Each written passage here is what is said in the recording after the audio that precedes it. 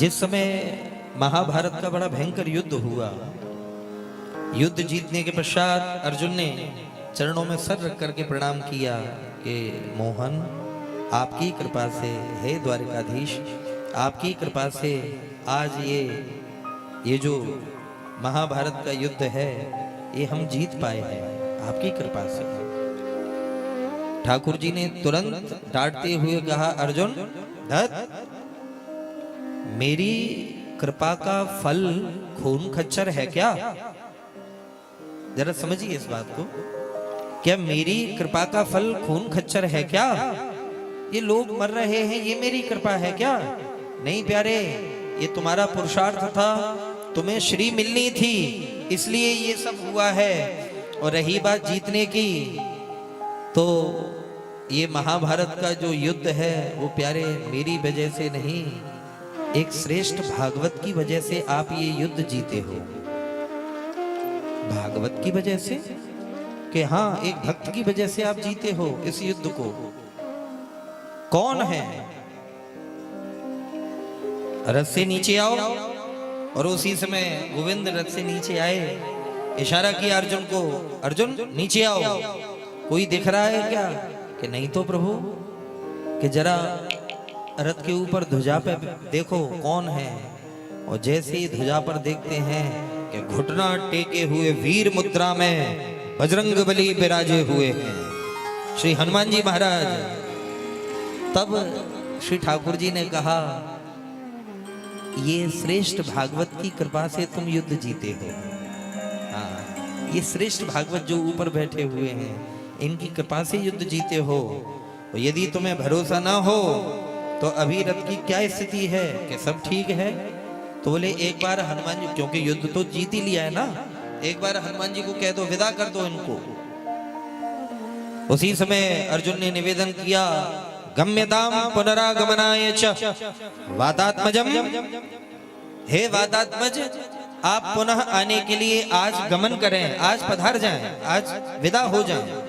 और जैसे ये कहा सज्जनों, जय श्री राम कह करके श्री हनुमान जी महाराज ने जो ही रथ को छोड़ा, आप अचंभा करेंगे, एक क्षण में रथ धू धू करके जल करके राख हो गया वहीं पर। हक्के बक्के अर्जुन खड़े रह गए कि हे भगवान, ये क्या स्थिति है? तब श्री ठाकुर जी ने कहा, पार्थ, आपके रथ के ऊपर एक भागवत की छत्र छाया थी, इसलिए आज तक ये रथ बचा रहा। नहीं तो पितामह भीष्म, कर्ण, द्रोणाचार्य, कृपाचार्य, ये ऐसे ऐसे अतिरथी वीर थे कि ये पलक झपकते में तुम्हारे रथ को तुम सहित ध्वस्त कर देते। क्या बात कर रहे हो? आज जो तुम्हारे ऊपर कृपा हुई है वो एक भागवत की वजह से है, एक श्रेष्ठ भागवत की वजह से। तब हम निवेदन कर रहे हैं भैया कि हम सभी के जीवन में किसी न किसी सदगुरु की छत्र छाया होनी चाहिए। वास्तविकता में कह रहा हूं। और आजकल गुरु के नाम पर ढोंग भी बहुत चल गया है, बहुत पाखंड चल गया है। इसलिए विवेक पूर्वक हम लोगों को समझना चाहिए। और शायद श्री जी लाल जी ने इसी वजह से इस दास को यहाँ पर भेजा है कि कुछ बातें मैं निवेदन करके आ सकूं। आजकल लोग बड़े गुमराह हो रहे हैं प्यारे। तो विवेक पूर्वक, माता बहन सभी भाइयों से निवेदन, विवेक पूर्वक किसी सदगुरु की छत्र छाया में रह करके अपना जीवन यापन करो। और उनकी आज्ञा को मानते हुए उनकी छत्र छाया में रह करके जब जीवन यापन करोगे तो मेरा भरोसा है जिंदगी में करोड़पति अरबपति बनो कि न बनो, ये तुम्हारा भाग्य प्रारब्ध है। लेकिन तुम्हारे पति एक दिन जगतपति जरूर बन जाएंगे। एक दिन परमात्मा तुम्हारा जरूर हो जाएगा, एक दिन वो गोपाल तुम्हारे जरूर हो जाएंगे। इसलिए प्यारे निवेदन है प्रत्येक व्यक्ति के जीवन में। कृष्णा श्रीमद् भागवत जी में यहां तक बात आती है कि अवैष्णवात् मुखात् गाथा न श्रोतव्यः कदाचन। कभी भी किसी भी अवैष्णव के मुंह से कथा सुननी नहीं चाहिए। और विष्णु दीक्षा विहीना नाम नाधिकार कथा श्रवे, बिना वैष्णवी दीक्षा के तो भागवत कथा सुनने तक का अधिकार नहीं बताया है। आप अचंभा करेंगे कि अभी हमारे ब्रज के कितने वैष्णव हैं जो जिनकी गुरु दीक्षा नहीं होती, उनके हाथ का जल भी नहीं पीते हैं। बोलो, जिसके गले में कंठी नहीं होती उनके हाथ का जल भी नहीं लेते हैं। तो प्यारे, सर्वप्रथम देखो, एक कुंवारी लड़की तभी तक कही जाती है, वो स्त्री कब कही जाती है, वो पत्नी कब कही जाती है, जब उसका कोई भरतार होता है, जब उसका कोई पति होता है, तब वो पत्नी कही जाती है। तभी वो प्यारे सुहागिन कही जाती है। क्या कही जाती है? सुहागिन। क्यों? क्योंकि इसका कोई मालिक है, इसका कोई रखवाला है। अच्छा, आप कहेंगे कि भाई सुहागिन का चिन्ह क्या है? तो आप जानते हैं सुहागिन माताओं के माथे में सिंदूर होता है कि नहीं? गले में मंगलसूत्र होता है, हाथों में सुहाग की चूड़ियां होती हैं। प्यारे, ऐसे ही हम लोग भी तब तक कुंवारे हैं जब तक हमने वैष्णवी दीक्षा ग्रहण नहीं करी है। और कुंवारे व्यक्ति का कुछ नहीं होता, चाहे स्त्री हो चाहे पुरुष हो, कुंवारे का कुछ नहीं होता। जीवन सार्थक तभी है जब हम भगवान के लिए सुहागिन हो जाएं, जब हमारा पति गोविंद बन जाए, हमारे पति जो है परमेश्वर बन जाए। इसका प्रमाण क्या है? प्यारे, ये मांग का सिंदूर है, ये दिख रहा है आपको। जैसे एक सुहागिन स्त्री मांग में सिंदूर भरती है, वैसे ही एक वैष्णव सिंदूर के नाम पर 12 तिलक लगाते हैं। ये जो तिलक है ये भगवान के नाम का ही तो है। वो ये जताते हैं कि हमारा कोई मालिक है, हमारा कोई रखवाला है। गले में प्यारे जो कंठी है, ये कंठी क्या है? यही मंगलसूत्र है, यही मंगलसूत्र है।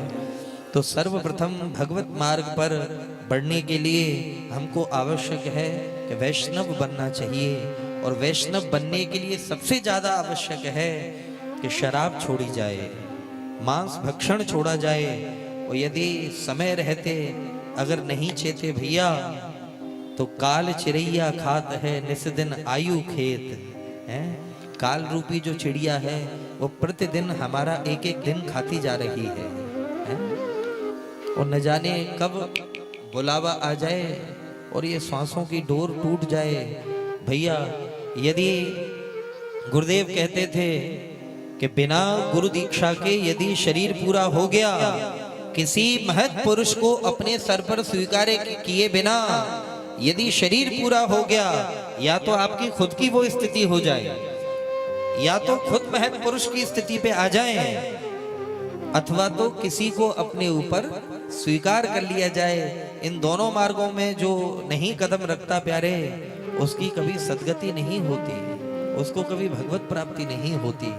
इसलिए विनती है, सर्वप्रथम अपने जीवन में भागवत की सन्निधि ग्रहण करें, भागवत की छत्र छाया ग्रहण करें। हम सभी के ऊपर किसी न किसी श्रेष्ठ भागवत की छत्र छाया होनी चाहिए।